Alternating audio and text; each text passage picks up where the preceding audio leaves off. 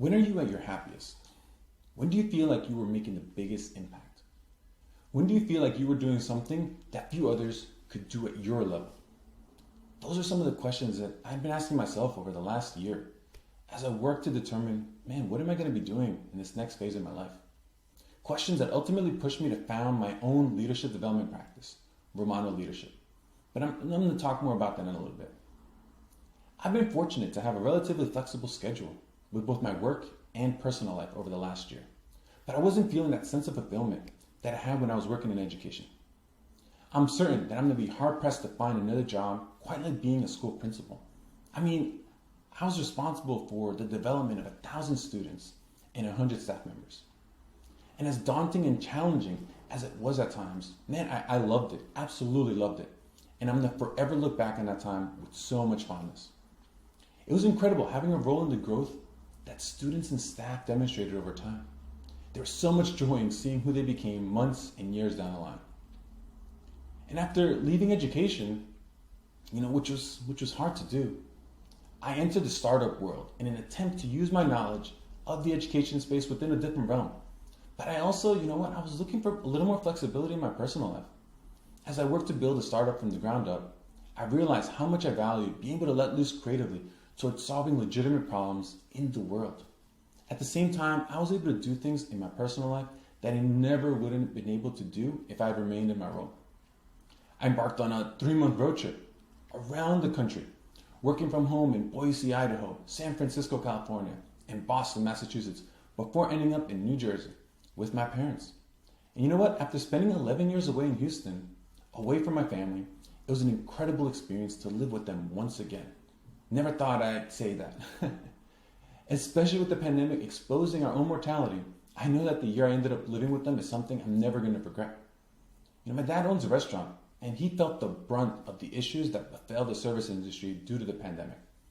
And I was grateful to be able to help him out in so many ways, applying for grants, managing the tech side of everything, and building his outdoor dining space, because that can be a little handy sometimes. And living with my parents certainly worked out. When I came down with an unknown and undiagnosed gastrointestinal illness that just floored me. I lost 30 pounds in about 4 to 5 weeks. It was awful. For months, I found myself heading back to bed just to rest and try to beat back whatever was causing all my issues. But unfortunately, after countless tests, doctor's visits, and seriously high bills, the best answer my doctors could give me was that I was getting a little old. I was only 34, but they said I was getting old. And I found ways of coping with the symptoms that came up. And even though I wasn't anywhere near to 100% again, I made it work. A year out from departing the educational workforce, I also decided to step back from my startup to focus on physical and mental health. Because I learned that one of the worst parts about having an undiagnosed illness is not knowing what to expect. I feel great for a day only to experience 3 days of issues, or vice versa. And to be honest, this took a toll on my mental health, as I had no clue what was coming next. And when my girlfriend Lexi told me that she'd gotten accepted into an MBA program in Madrid, in Spain, and wanted me to go with her, I was a little skeptical, but relieved. I was skeptical being able to live in another country for a year without a fixed income. Had some savings, but I was also relieved to have an excuse to dive into personal development for the next year. I needed to work on myself, and this was the time to do it. So I arrived in Spain, not knowing what to expect at all, because I never even visited the continent before. I'd never been across the Atlantic, and I spent a lot of time trying to figure out what I was going to do next in my life. But I was also trying to build myself up physically and mentally. So this meant I was doing a lot of reading, practicing yoga, and disengaging with meditation and working out. And fortunately, I also decided to find a doctor to continue the testing I'd left behind in the US. You see, after countless tests and way too much money spent out of pocket only to be told that they couldn't find anything wrong with me, I just gave up on testing in the US. And with my 100% insurance coverage in Spain, just for a fraction of the cost I would have paid in the US, I figured I had nothing to lose. And within a month, I had a diagnosis and was assigned treatment. Within 3 months, I felt better than I had in a year. And when I started to experience symptoms again, the doctor found that I had a genetic issue that I had in producing a certain enzyme that could be treated with supplements. I couldn't believe it. All it took was moving to Spain to solve this problem, right? Just that easy. And once that felt taken care of, I felt reinvigorated to start planning my transition back to the workforce.